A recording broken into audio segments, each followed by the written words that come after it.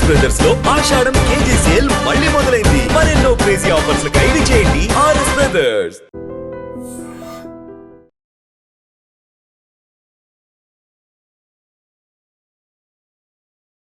నమస్తే, welcome to I dream talking point with Kavitha.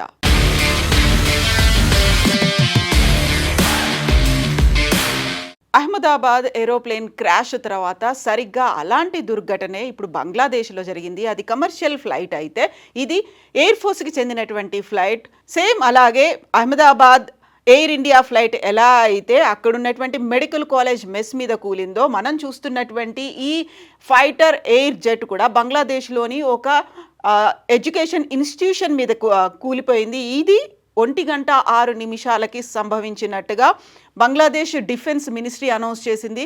Air ఫోర్స్కి చెందినటువంటి ఈ విమానం ట్రైనింగ్ కోసం యూజ్ అవుతుంది. ఇది చైనా మేడ్గా మనకు తెలుస్తోంది. Air force China made F-7TBGI training కోసం ఉపయోగపడేటువంటి ఎయిర్ క్రాఫ్ట్ ఇది. Tail number 701. ఈ టైల్ నెంబర్ 701 కలిగినటువంటి ఈ aircraft crashes in Uttara near Milestone college. So Uttara ప్రాంతంలో ఉన్నటువంటి మైల్ స్టోన్ కాలేజ్, అది అందులో స్కూల్స్ కూడా ఉన్నాయి. ఆ స్కూల్స్ అందులోనూ స్టూడెంట్స్ ఉన్న సమయంలోనే ఆ బిల్డింగ్ మీద కుప్పకూలింది. పెద్ద ఎత్తున మంటలు చెలరేగినటువంటి విజువల్స్ని మనం చూస్తున్నాము.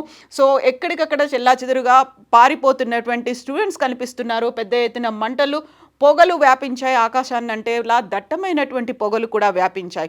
అయితే ఇక్కడ ఒక్కరు చనిపోయినట్టుగా మనకు వార్తలు అందుతోంది. అది ఆ ఎయిర్ క్రాఫ్ట్ పైలటే చనిపోయారన్నప్పటికీ ఇప్పటికీ అఫీషియల్గా అయితే వివరాలు అందలేదు. సో స్టూడెంట్స్ మాత్రం చాలా ఎక్కువ మంది ఉండడంతో దాదాపుగా 15 మంది గాయపడ్డారు అనేటువంటి వార్తలు అయితే అందుతున్నాయి. ఈ మధ్య కాలంలో ఇలాంటి సంఘటనలు తరచూ జరుగుతున్నాయి.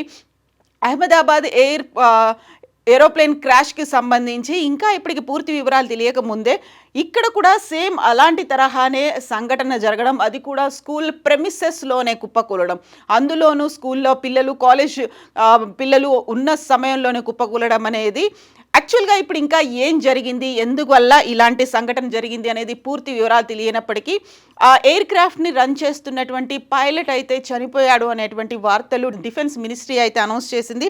బట్ ఎందువల్ల జరిగింది, యాక్చువల్గా టెక్నికల్ ఫెయిల్యూర్ ఉందా, లేకపోతే ట్రైనింగ్ ప్రాసెస్లోనే దాన్ని మామూలుగా హ్యాండిల్ చేయలేకపోయారా, ప్రాపర్గా హ్యాండిల్ చేయలేకపోయారా, ఏదైనా బర్డ్ హిట్ అయిపోయిందా, వాతావరణం అనుకూలించలేదా, లేకుంటే మనం ఇంతకుముందు అహ్మదాబాద్ ఏరోప్లేన్ క్రాష్లో చూసినట్టుగా ఇంజన్స్ ఫెయిల్యూర్ అయ్యాయా, దానికి సంబంధించినటువంటి పూర్తి వివరాలు అయితే అందలేదు. కాకపోతే మనకున్నటువంటి విజువల్స్, అందుతున్న వివరాల్ని బట్టి చూస్తే అయితే ఆకాశాన్ని అంటేలా ఉన్నటువంటి మంటలు, పొగలతో పెద్ద ఎత్తున అక్కడ ఒక హాహాకారాలు వినిపించాయి.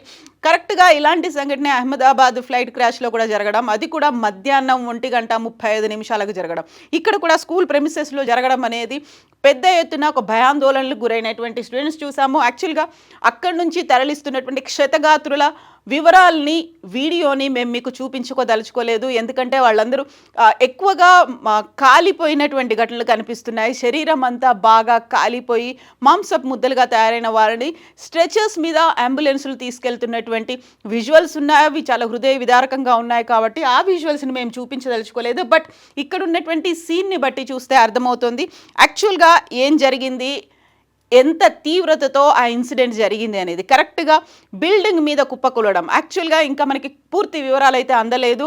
బిల్డింగ్ మీద కూలింది, అది ఆ సమయంలో స్కూల్ ప్రెమిసెస్లోనే ఉంది. స్కూల్లో పిల్లలు కూడా ఉన్నారు. మధ్యాహ్నం 1:06 జరిగింది. చైనాకు చెందినటువంటి ఫైటర్ జెట్. ఇప్పటికైతే ఒక 15 మంది గాయపడ్డారు అని తెలుస్తోంది. కంప్లీట్గా వివరాలు రాలేదు. ఫైర్ అండ్ రెస్క్యూ మెషర్స్ అయితే కొనసాగుతూ ఉన్నట్టుగా ఒక అనౌన్స్మెంట్ అయితే వచ్చింది. Bangladesh army public school relations officer కూడా దీన్ని కన్ఫర్మ్ చేశాడు. ఏ బ్రీఫ్ స్టేట్మెంట్ అనేది కూడా వచ్చింది. Did not elaborate on the cause of the crash or whether the pilot had ejected. So పైలటే దాన్ని ఎజెక్ట్ చేశాడా, అలాంటి పరిస్థితిలో ఉన్నప్పుడు ఆయన ఎజెక్ట్ చేశాడా, లేకుంటే కుప్పకూలిపోయినప్పుడు దాంట్లో ఫ్లైట్లో పైలట్ కూడా ఉన్నాడా అనేటువంటి వివరాలు అయితే తెలియదు. At least 1 person died and others injured అనేది వివరాలు అయితే ఉన్నాయి తప్ప ఎంతమంది పోయారు అనేది. మైల్ స్టోన్ స్కూల్ ఇది అండ్ కాలేజ్ కూడా ఉంది. ఉత్తరాలో ఉన్నటువంటి మైల్ స్టోన్ స్కూల్ అండ్ కాలేజ్లో ఈ ఇన్సిడెంట్ జరిగింది. The plane fell on the gate and crashed nearby. ఆ గేట్కి తగిలి పక్కనే కుప్పకూలింది అనేటువంటి సమాచారం. So a class was in session where the plane crashed. So అక్కడ క్లాస్ కూడా రన్ అవుతోంది కాబట్టి అక్కడ ఎంతమంది ఉన్నారు అనేది తెలియదు. ఇప్పటికైతే 15 మంది గాయపడ్డారనే సమాచారం ఉంది. The injured are being taken out 1 by 1 మెల్లిమెల్లిగా వాళ్ళని తరలించే ప్రయత్నాలు చేస్తున్నారు. సో ఇది స్కూల్ యాజమాన్యం ఇచ్చినటువంటి సమాచారం. డిఫెన్స్ మినిస్ట్రీ కూడా అదే చెప్తోంది. పెద్ద ఎత్తున అయితే మంటలు చెలరేగాయి. అయితే ఈ Chinese made F-7BG-1 type commonly used by the Bangladeshi air force for training machines. So అక్కడ మిస్ హ్యాండిల్ అయిందా, ప్రాపర్గా హ్యాండిల్ చేయలేకపోయారా అని తెలియలేదు. సో ఇలాంటి ఇన్సిడెంట్స్ అహ్మదాబాద్ ఫైర్ యాక్సిడెంట్ తర్వాత వరుస సంఘటనలు జరుగుతున్నాయి. నిన్న రాత్రి కూడా మనం చూసాము, తిరుపతి నుంచి హైదరాబాద్కు వస్తున్నటువంటి ఇండిగో ఫ్లైట్ గాల్లోనే 40 నిమిషాలు చక్కర్లు కొట్టి మళ్ళీ తిరుపతిలోనే ఆగేటువంటి పరిస్థితి ఏర్పడింది. టెక్నికల్ స్నాక్స్ అయితే ఉన్నాయి, వీటన్నిటిని మళ్ళీ చెక్ చేసుకోవాల్సినటువంటి అవసరం ఉంది. ఒక రకంగా ఫ్లైట్లో కూర్చొని వెళ్తున్న ప్రయాణికుల పరిస్థితే కాదు, కింద ఉన్నటువంటి కామన్ పర్సన్స్ పరిస్థితి కూడా అగమ్యగోచరంగా తయారైంది. ఒక భవిష్యత్తు యాక్చువల్గా ఏ క్షణానికి ఏం జరుగుతుంది విమాన ప్రమాదం అనేది మళ్ళీ ఒకసారి ఆలోచించుకునే పరిస్థితి వచ్చింది. ఓవరాల్గా ఇప్పుడు Chinese made fighter jet Bangladeshi air ఫోర్స్కి యూజ్ అయ్యేటువంటి ఈ ఫైటర్ జెట్లో అయితే ఒక ప్రమాదం సంభవించింది. ఇప్పటికైతే అఫీషియల్గా ఒకరు చనిపోయారని చెప్తున్నప్పటికీ క్షతగాత్రుల వివరాలు అయితే ఇంకా తెలియదు. ఎందుకు జరిగింది అనేది కూడా అఫీషియల్గా బయటికి రావాల్సిన అవసరం ఉంది. నిజంగా ప్రస్తుతం ఉన్నటువంటి సమాజం దేనికి ప్రయారిటీ ఇస్తుంది?